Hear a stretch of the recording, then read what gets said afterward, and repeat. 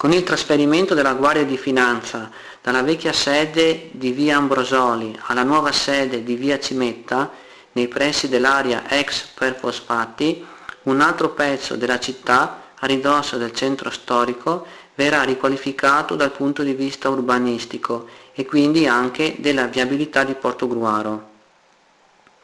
Viene risistemata l'accessibilità della zona di via Ambrosoli e via Peleatti, che avverrà direttamente dalla rotonda di via Lisonzo. Vengono sistemate le aree a parcheggio e ricomposta l'area a verde.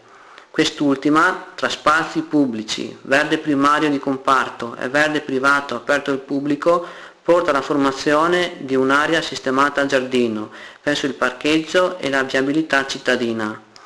Il passaggio pedonale sarà mantenuto a nord della rotonda di intersezione di via Lisonzo, per favorire il transito dei pedoni verso il cimitero comunale.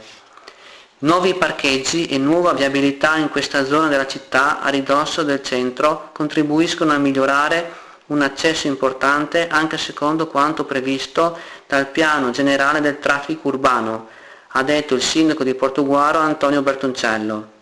Ciò potrebbe accadere anche in Viale Cadorna, con il trasferimento ai privati della sede dell'attuale commissariato, nel momento in cui vi sarà lo spostamento nella cittadella della sicurezza e la necessità di rivedere l'attuale destinazione d'uso degli immobili anche attraverso l'adozione di un nuovo piano urbanistico attuativo